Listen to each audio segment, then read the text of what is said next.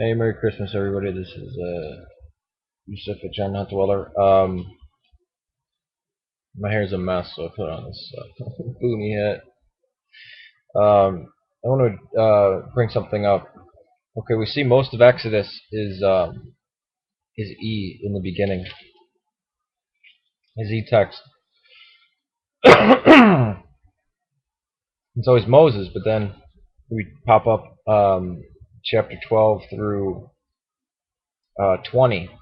Chapter 12, 1 through 20. It says, "Now the Lord said to Moses and Aaron in the land of Egypt, this month is the beginning of the month, and is blah, blah, blah, blah, blah, blah, blah."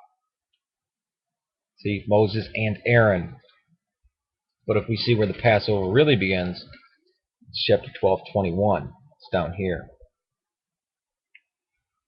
It says, "Then Moses called for the elders of Israel and said to them, go and take yourselves a lamb according to your families, and slay the Passover lamb, and you shall take a branch of hyssop and dip it in the blood which is in the basin, and apply the blood to the basin to the lintels and 2 doorposts, and you shall go outside the door, and you shall not go outside the door until morning."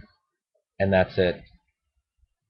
And then it talks about the memorial of redemption in 23 on.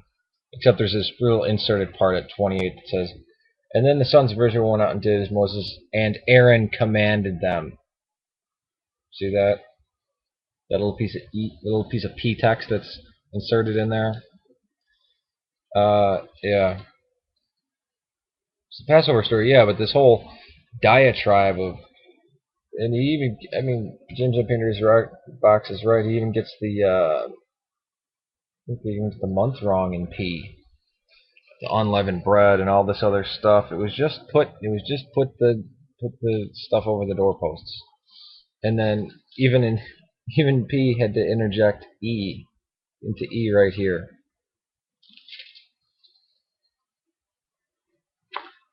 That's why I think P, there's a form of P that also has hand in the redactor too.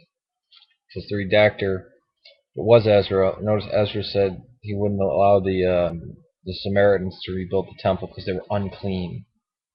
Well, the Jews had either been captive in Babylon, had either voluntarily moved into Egypt because they were afraid, or stayed in the land.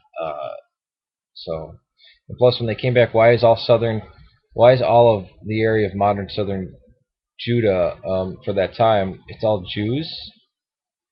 I don't think the Philistines went anywhere, or the Moabites. I think they just kind of were brought under a new oppression.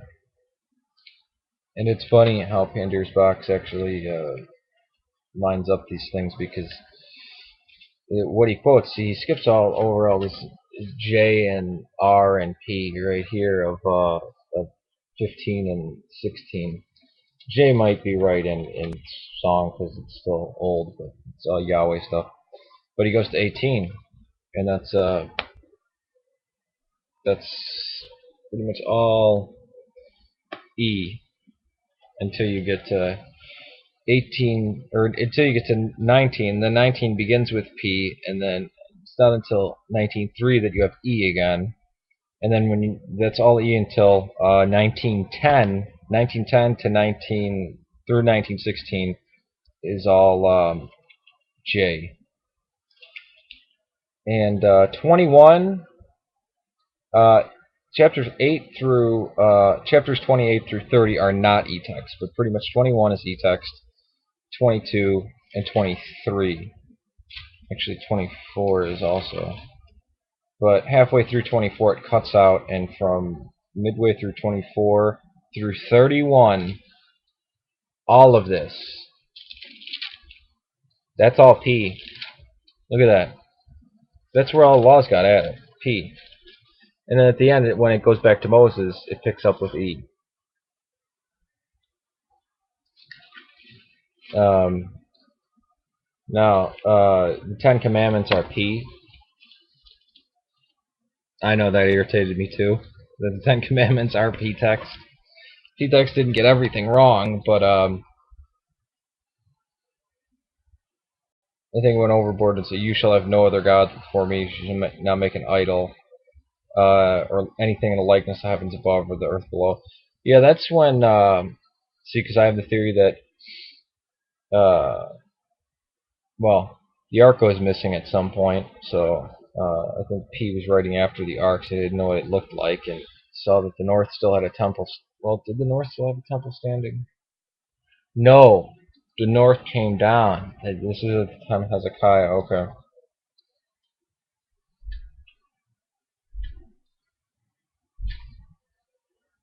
But yeah, there's some stuff in P. I like P's creationism, or the creation story in P a lot better than J. Um, but yeah, that's a piece of P, the law. Notice that it jumps. That e-text. Let me just read this, beginning at 19:3. Moses went up to God, and the Lord called him from the mountain, saying, "Thus you shall say to the house of Jacob, and tell your sons Israel, you yourselves have seen what I did to the Egyptians, how I bore you on eagle's wings, how I brought you out myself. Now then, I will indeed, if you will indeed obey my voice, my commandment, you shall be my own possession among all peoples, and all the earth is mine. You shall be to me a kingdom of priests and a holy nation. These are the words you shall speak to the sons of Israel." So Moses came and called the elders of the people, and sat before them. And these are the words of the Lord he had commanded him. And all the people answered together and said, "All the Lord has spoken, we will do." So Moses brought back the words of the people, and Moses, "Behold, I will come in a thick cloud, so that the people may hear. And when I speak with you, they may also believe you forever." For Moses told the words to the people. And then I'll just do e-text. I'll jump through 10 through 16. I'll go, and the mountain and the very loud trumpet sounds speak to the people.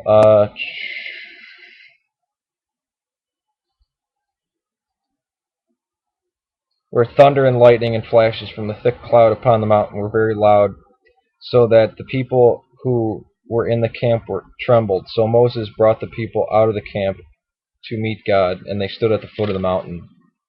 And then I'll skip over the P and J. When the sound of the trumpet grew louder, Moses spoke, and God answered in the thunder. All of the people perceived the thunder and lightning and flashes and the sound of the trumpet and the mountain smoking. And when they saw it, they trembled and stood at a distance. And they said to Moses, to yourself, and we speak to us, and we will listen. But let not God speak to us, or else we will die." Moses said to the people, "Do not be afraid, for God has come in order to test you, in order that the fear of him may remain with you, so that you may not sin." So the people stood at a distance while Moses approached the thick cloud where God was. The Lord said to Moses, "Thus you shall go with the sons of Israel." Yeah, see, Ten Commandments are probably true. They're not recorded in E because E didn't need to record them because everybody already heard them. Why you're going to write all this stuff down? Oh, you know what God said to Moses at the mountain? Yeah, because we all know it and everybody's been told it. Why would you write that down? It just references what God spoke to the people. It doesn't say what he said, uh, which I think is kind of like the spirit of the law. That's why when people apply the Ten Commandments to the letter of the law, they're wrong, because this is P text writing this in, and it's in P's own words. We can deduce what God means uh, through this if we don't stick to it so rigidly. And plus, if you look at the reason for the Sabbath day in P, it's different from the Sabbath day in D. It's reversed. Um,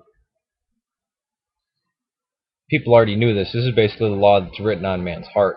God spoke it, and everybody heard it. And then some of the ordinance with property rights and personal injury and be good to people. Yeah, those are all e-text. 23 through 24, and then part of the way through 24. Then he gets into P, like I said. And look at this. Look at this. 25, 26, 27, 28, 29, 30, 31. It's all P until you get to e-text again. begins right up at 32. So you can read the original Exodus story, because the original Exodus story was EJ. But if you want to, J really has no part in Exodus. It has minor parts. So actually, the original Exodus is the E story. I think E actually does contain the golden calf story, but it's a condemnation on both, and it's showing Aaron building the golden calf and says, "These are your gods, and tomorrow we shall worship Yahweh." It's very suspicious. That's why I don't buy it as E. I think it's a different source, and I think it's commenting um, on E and J of how they acted, because I think it really has to do with the two bulls that stood in the temple, the two golden bulls that stood in the temple in northern Israel. They want to be in condemnation of the south. So, no, you know what? I'll leave that for another day. Peace. Merry Christmas.